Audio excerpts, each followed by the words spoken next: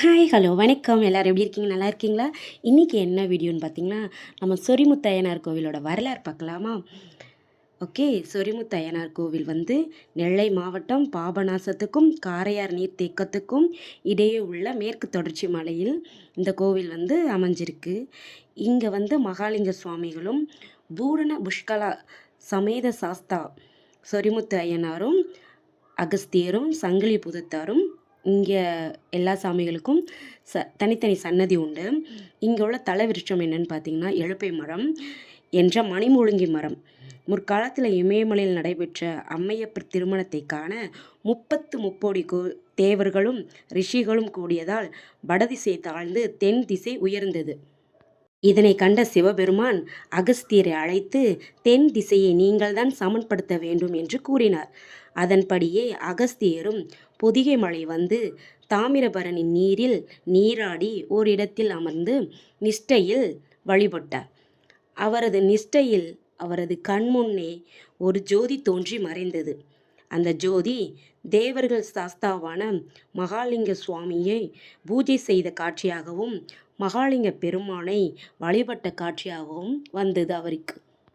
இதனை கண்ட அகஸ்தியர் ஆனந்தம் அடைந்து இங்குள்ள மும்மூர்த்திகளை வழிபட்டு இங்கு வருவோருக்கு கஷ்டங்கள் நெருப்பில் இட்ட பஞ்சு போல் விலகிவிடும் என வேண்டிக் கொண்டார். அப்போது சாஸ்தாவை தேவர்கள் பூ மாறி சொரிந்து வழிபட்ட காரணத்தால் சொரிமுத்து அய்யனார் என்று அழைக்கப்பட்டவர் இந்த சொரிமுத்து அய்யனார். அகஸ்தியர் காட்சி அளித்த வரலாறும் இக்கோவிலுக்கு உண்டு. வேறு ஒரு கதையும் உண்டு. முக்காலத்தில் சுமார் 12 ஆண்டுகள் இந்த பகுதியில் மழை பெய்யாமல் பஞ்சம் ஏற்பட்டது. அப்போது அகஸ்தியர் ஒரு ஆடி அமாவாசையன்று புனித நீராலும் மலர்களாலும் சாஸ்தாவுக்கு அபிஷேகம் செய்தால் வறட்சி நீங்கும் என்று கூறியதாக வரலாறும் உண்டு. காலப்போக்கில் இந்த இடம் தூந்து போனதும் ஒரு அக்காலத்தில் பொதிகை மலை பகுதியில் வணிக வியாபாரம் நடந்து வந்தது. பல ஊர்களில் இருந்தும் மாட்டு வண்டிகளிலும் வியாபாரிகள் இங்கு ஒன்று கூடி வியாபாரம் செய்து வந்தனர்.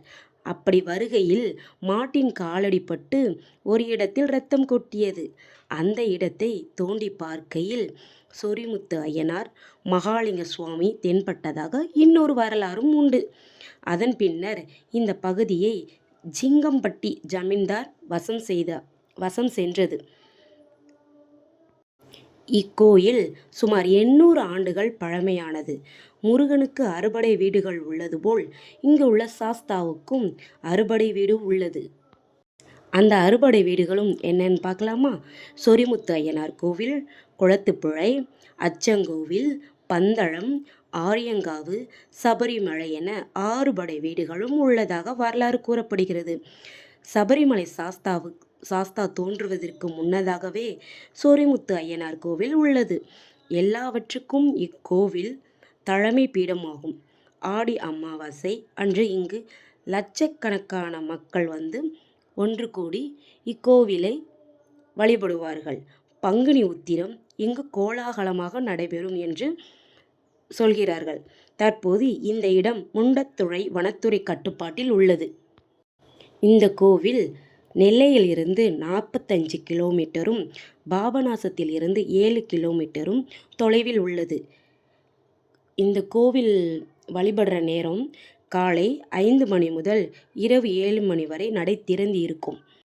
இங்கு உள்ள சுவாமிகள் பொம்மக்கா, திம்மக்கா, பட்டவராயர், பெரிய தளவாய் மாடசாமி, கரடி மாடசுவாமி, தூசி மாடசுவாமி, கசமாடான், மாடத்தி அம்மாள், பிரம்மராட்சி அம்மாள், பேச்சி அம்மாள், சுடலை மாடசாமி ஆகியோருக்கும் தனித்தனி சன்னதி உள்ளது.